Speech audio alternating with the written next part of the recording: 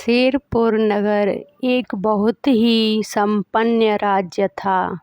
वहाँ के राजा बहुत ही प्रतापी थे और प्रजा का पूरा ख्याल रखते थे। राजा ने पूरे जीवन प्रजा की मन से सेवा की थी, लेकिन अब वह बूढ़े हो चले थे तो मन में बड़ी दुविधा थी कि उनके बाद राज्य को कौन चलाएगा।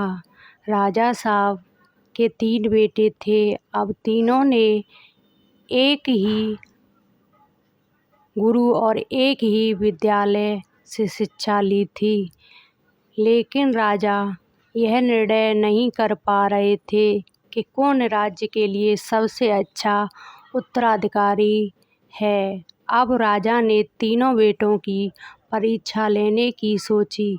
सुबह सुबह सभी पुत्रों को बुलाया और उन सबको एक एक बोरी गेहूँ देते हुए कहा कि मैं और तुम्हारी माता तीर्थ यात्रा पर जा रहे हैं। हमें वापस आने में 1 वर्ष से भी ज्यादा का समय लग सकता है। तुम तीनों की यह जिम्मेदारी है कि अपने हिस्से के गेहूं को संभाल कर रखना, और जब मैं वापस लौटूंगा तो तुमको यह गेहूं की बोरी वापस लौटानी है। ऐसा कहकर राजा और रानी तीर्थ यात्रा पर चल दिए। सबसे बड़े बेटे ने सोचा, यह गेहूं की बोरी पिताजी को वापस लौटानी है, तो इसे मैं तिजोरी में बंद कर देता हूँ। जब पिता भी आएंगे तो वापस दे दूंगा। यही सोचकर उसने गेहूं की बोरी तिजोरी में रख दी ताकि यह दाना भी इधर उधर ना हो।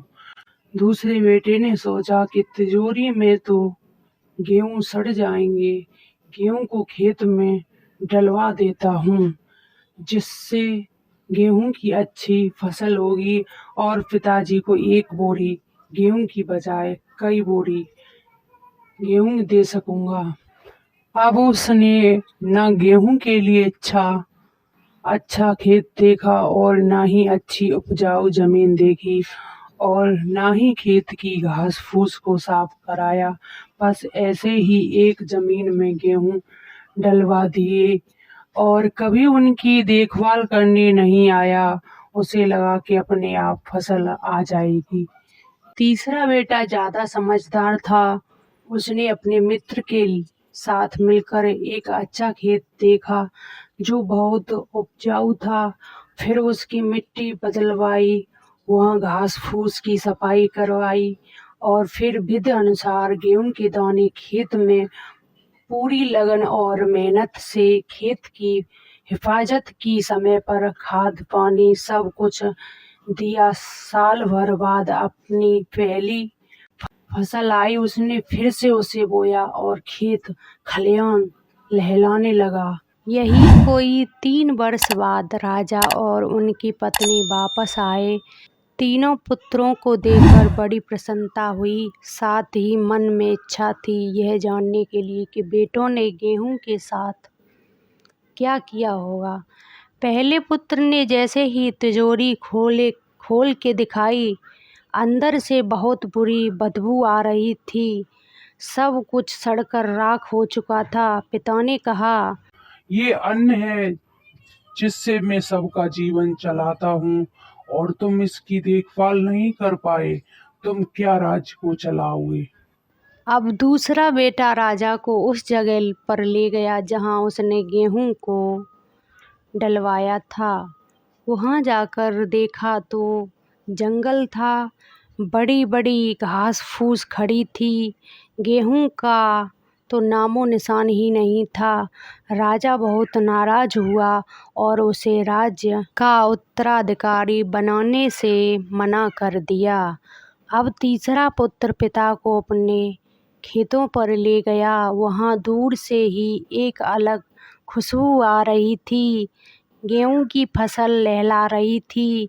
चारों तरफ हरियाली और जीवन था और उस खेत से 50 बोरी से भी ज़्यादा गेहूँ उत्पन्न हो चुका था और आज भी खेत में फिर से फसल खड़ी थी। राजा का मन देखकर बहुत प्रसन्न हुआ और राजा ने तीसरे बेटे को अपने राज्य का उत्तराधिकारी बनाने का निर्णय लिया। तो उस राजा की तरह भगवान ने भी हमें कुछ गेहूँ संभाल के रखने को दिए हैं। वह गेहूँ है हमारा जीवन, जिसे हम बेकार के कामों में नष्ट कर देते हैं। ईश्वर ने जीवन दिया है कि दुनिया का विकास करना, अपने ज्ञान को बढ़ाना और उसे बांटना, लेकिन हम अज्ञानी लोग इस जीवन को सड़ा देते हैं और अंत समय जब ईश्वर पूछता है कि जीवन में क्या किया, तो जवाब होता है कि शून्य, कुछ नहीं। अपने मन की ज़मीन को साफ करिए, उसमें जो घास फूस है वह हटाइए, मन में जो इस तरह गुस्सा है और व्यसनों को हटाइए और अच्छाई के बीज बोइए कि ईश्वर आपसे बेहद खुश होंगे।